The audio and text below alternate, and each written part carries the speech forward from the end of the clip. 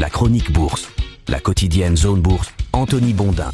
Bonjour, bienvenue dans ce nouveau point de marché Zone Bourse. Nous sommes le mardi 4 août 2026 et le titre du jour c'est Wall Street rebranche les magnifiques. Les méga caps rallument la cote américaine et rapprochent les indices de leur sommet. En Europe, on flirte aussi avec la Terra Incognita et on a un test grandeur nature de l'appétit pour le risque qui est prévu ce soir avec SpaceX qui publie ses premiers comptes de sociétés cotées. Les indices occidentaux naviguent donc à nouveau à proximité des records touchés quelques semaines plus tôt, c'est-à-dire avant que le secteur des semi-conducteurs ne ploie sous l'effet des prises de bénéfices. Du côté de l'Europe, il ne manque que quelques points au CAC 40, au DAX ou au Stoxx Europe 600 pour afficher des cours de clôture inédits. Ces indices ont même déjà exploré en cours de séance des terres vierges. Côté États-Unis, même situation ou presque pour le S&P 500 qui est très proche de sa meilleure marque. Le vieux Dow Jones, lui, il a carrément signé un pic en clôture hier soir. Seul le Nasdaq, plus chahuté que le reste de la cote depuis le début de l'été, a encore un petit peu de pain sur la planche pour rallier son sommet du 3 juin. Mais les choses vont souvent très vite avec l'indice technologique américain. Le rebond qui a démarré jeudi dernier après une grosse phase de doute s'est appuyé sur les valeurs sûres de la cote américaine. Les investisseurs sont revenus en masse sur leur ancien pari préféré, acheter à tour de bras les 7 magnifiques, ou plutôt une partie d'entre eux, essentiellement Microsoft, Amazon, Alphabet et Nvidia. L'ETF Round Hill Magnificent 7, qui comme son nom l'indique suit les 7 entreprises phares de Wall Street, a pris 9,5% en 4 séances contre 0,5% pour le S&P équipondéré. Le tout d'ailleurs alors qu'Apple était en PLS, le groupe est en retard sur l'IA et que Meta faisait le yo-yo. Tesla pour sa part, le 7e magnifique n'a pas fait grand chose non plus, mais ses jours dans l'ETF sont peut-être comptés, mais nous y reviendrons après avoir examiné les causes de ce regain d'intérêt pour les brontosaures de la tech.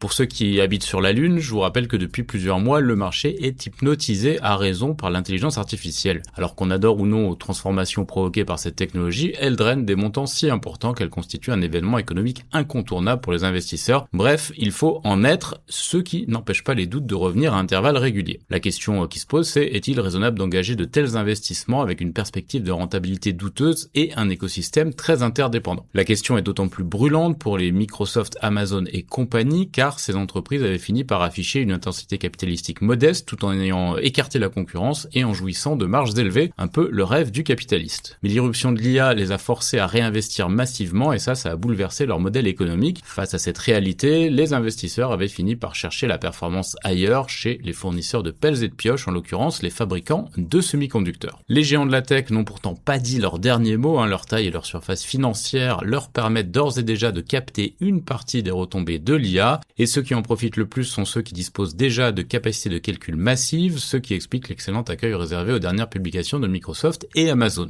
Je rappelle qu'avant leur remontée spectaculaire des derniers jours, les deux dossiers étaient en territoire négatif en 2026. Ce regain d'intérêt pour les locomotives coïncide avec des données macroéconomiques toujours porteuses aux États-Unis. L'indice ISM manufacturier de juillet qui a été publié hier est à un pic de 4 ans. L'industrie américaine tourne à plein régime et crée des emplois. Les centaines de milliards d'investissements dans l'écosystème de l'IA, encore eux, n'y sont évidemment pas étrangers. Alors que faut-il retenir de tout cela? Eh bien que le marché action continue à regarder vers le haut, même si des purges interviennent à intervalles réguliers à cause des excès les plus flagrants. Il y aura d'ailleurs ce soir un excellent test pour l'exubérance boursière, la première publication de résultats trimestriels de l'histoire de SpaceX en tant que société cotée. Elle aura lieu post-clôture de Wall Street. Le consensus mise sur un chiffre d'affaires en croissance à 2 chiffres à 6,82 milliards de dollars, sur la base des attentes de 26 analystes quand même. C'est un nombre tout à fait respectable. Mais le chiffre qui sera le plus regardé, c'est la consommation de trésorerie. Elle devrait ressortir à 10,9 milliards de dollars sur le trimestre, selon la même source. SpaceX devrait encore brûler du cash pendant un moment, et ça c'est plutôt une certitude. Mais les aficionados d'Elon Musk valorisent davantage le projet final que la façon d'y arriver. Qu'importe le flacon, pourvu qu'on ait l'ivresse, et pour en revenir à ce que j'écrivais plus haut, SpaceX aura une certaine légitimité à devenir la 7e magnifique à la place de Tesla, à moins bien sûr que la rumeur d'une fusion entre les deux empires de Musk n'interviennent, auquel cas la question sera réglée. En tout cas, les résultats de SpaceX seront l'attraction du soir à Wall Street, parmi une grosse série d'autres chiffres, notamment ceux d'AMD. Dans le reste de l'actu, Donald Trump a lancé un nouvel ultimatum à l'Iran après avoir annoncé la reprise des négociations pour hier après-midi. Problème, l'Iran a affirmé qu'aucun de ses négociateurs n'avait quitté le pays, ni même été mandaté pour le faire. Attention, je compte jusqu'à 3, 1, 2, 2,5, 2, 3 quarts, 2, 4, 5e, le président américain ressemble à ses parents incapables de se faire obéir de leur progéniture. Le pétrole, lui, l'a rebondi, mais le marché regarde ailleurs à court terme. En effet, on s'habitue à tout. Sur le front des devises, le yen s'est stabilisé après 4 jours de hausse. Le Japon aurait dépensé 34 milliards de dollars vendredi pour intervenir sur les marchés d'échange et faire remonter sa monnaie, selon les calculs de Bloomberg. Les intentions réelles de Washington, qui appuyaient le mouvement assez lourdement, alimentent pas mal de spéculations. Le secrétaire au Trésor américain Scott Bessent a même exhorté la Fed à renforcer sa coopération avec le Japon pour maximiser l'efficacité de ce type d'intervention. Je ne refais pas l'explication détaillée ici,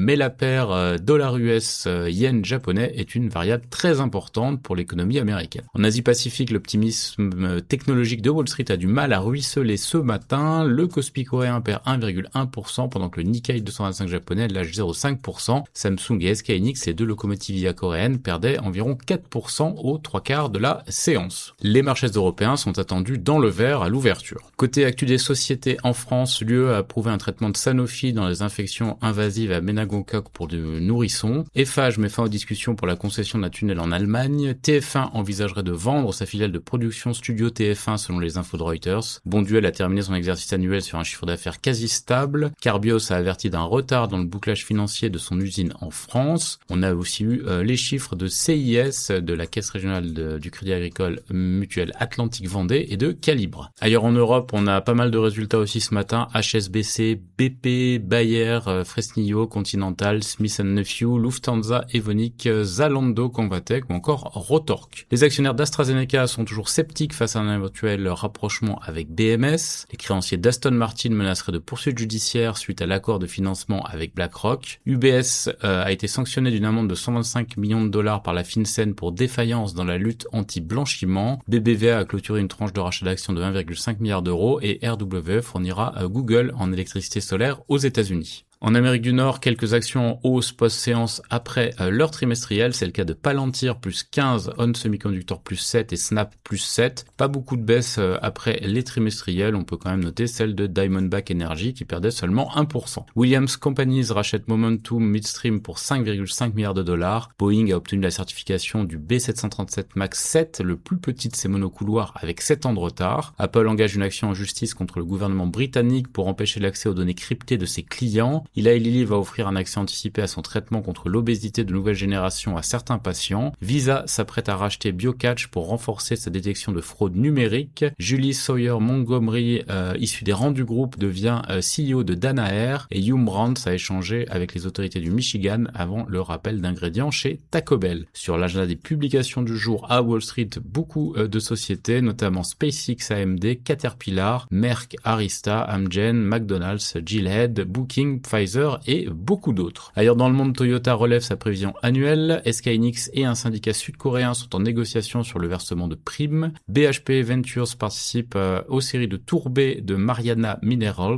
L'Inde va céder 2,5% du capital de Life Insurance avec une option pour 4% additionnel. La faiblesse du yen a stimulé la croissance du chiffre d'affaires de Daiichi Sankyo. CGN Power en Chine met en service l'unité 2 de sa centrale de Huizhou. Suzuki va lancer un mini-véhicule électrique en Europe en 2027. Et du côté de l'actu des introductions en bourse, Shein viserait une valorisation de 30 à 40 milliards de dollars pour son IPO à Hong Kong dès le mois d'août. Et Vast, une société qui est financée par Alibaba, envisage une IPO à Hong Kong également. Sur l'agenda des publications dans le reste du monde, Saudi Aramco, Toyota, Fast Retailing, Bharti Airtel, Itaú Unibanco, Mitsui, Mitsubishi Heavy Industries ou encore Daikin. C'est terminé pour ce point de marché du jour. Très bonne journée à toutes et à tous.